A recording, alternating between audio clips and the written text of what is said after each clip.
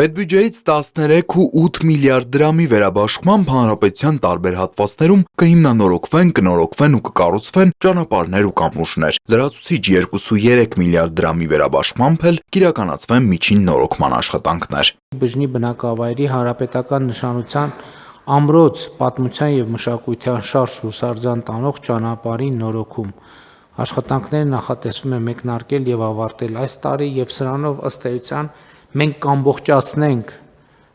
բջջի զբոսաշրջային կլաստերում մեր կապիտալ ներդրումները այս փուլում։ Վարչապետը գոհունակությամբ հայտնեց, որ բջջի եկեղեցու վնասված պատն արդեն վերականգնված է։ Բջջի պատմամշակութային հուշարձան ամրոցի տարածքում ապահովել է լուսավորություն, ամրոց տանող ճանապարհն ու հարակից հատվածները բարեկարգվել։ Զբոսաշրջային հոսքերը հույս ունեմ եւ համոզված եմ նաեւ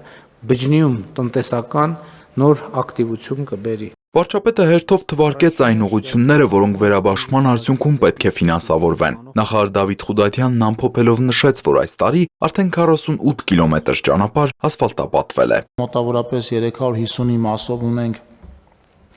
պայմանագրեր կնքված կապալառուների հետ եւ ավելի քան 200-ի մասով այս պայն աշխատանքներն իրականացվում։ Կառավարության հաջորդ ընդունված որոշմամբ աշտարակ համայնքի օրգով բնակավայրում գտնվող 4 հեկտար մակերեսով հատուկ պահպանվող տարածքի նշանակություն ունեցող հողամասը, որի շուկայական կադաստրային մոտարկված արժեքը կազմում է շուրջ 31,7 միլիոն դրամ, կամրացվի կրթության, գիտության, մշակույթի եւ սպորտի նախարարությանը։ Նախարար Խուդատյանը ներկայացրեց նախագիծը, գլխավոր դատախազ Վարդապետյանն էլ հավելեց, սա դատախազության կողմից ներկայացված հայցի բավարարման արդյունք է։ Նախկին ղեկավարը օրգով համայնքի 2005 թվականի ապրիլի 25-ի աճուրդով 4 հեկտար մակերեսով հողամասն օտարել էր իր որդուն,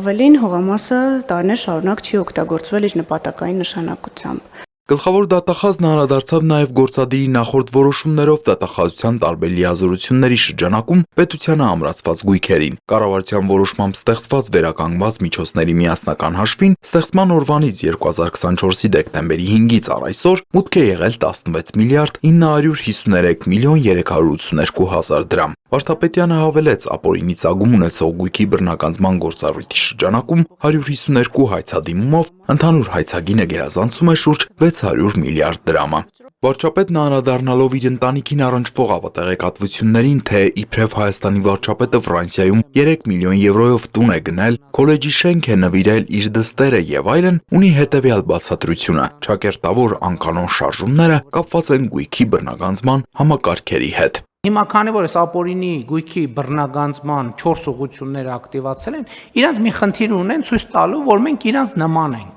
Կառավարությունը հավանություն տվեց թմրամիջոցների եւ հոգեմետ նյութերի ապօրինի շրջանառության դեմ պայքարի ռազմավարությունը եւ 2025-ից 27 թվականների գործողությունների ծրագիրը հաստատելու մասին որոշման նախագծին։ Նախարար Արփինե Սարգսյանի խոսքով ռազմավարությունը մանրակրկիտ անդրադառնում է հանրության բոլոր շերտերին, պետական կառավարման համակարգի բոլոր օղակներին, զինված ուժեր, քրեակատարողական հիմնարկներ, ձերբակալվածներին պահելու վայրեր, դպրոցներ եւ մնացյալ բոլոր կառույցները, որոնք կարող են այս կամ այն կերպ թեմային առնչություն ունենալ։ Նախարարի փոխանցմամբ 2024-ի ընթացքում ապօրինի շրջանառությունից դուրս է բերվել շուրջ 426 կիլոգրամ թմրամիջոց, որը շուրջ 200 կիլոգրամով ավելի է, քան 2023 թվականին։ Եվ եթե համադրենք նաև 2025 թվականի առաջին մի քանի ամիսների տվյալները, ապա արդեն իսկ հասցրել ենք համատեղ ուժերով դուրս բերել 173 կիլոգրամ թմրամիջոց ընդհանուր շրջանառությունից, կրկին թիրախավորելով հատկապես ներմուծման process-ը։ Արփինե Սարգսյանը կարևորելով ռազմավարության կետերից մեկը նշեց, որ թմրամիջոց օգտագործողին չպիտի վերաբերվեն որպես հերթական թիվ,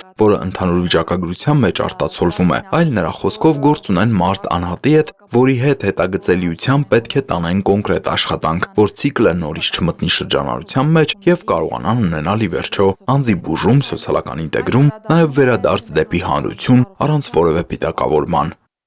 Տիգրան Վակիմյան, Հորիզոն։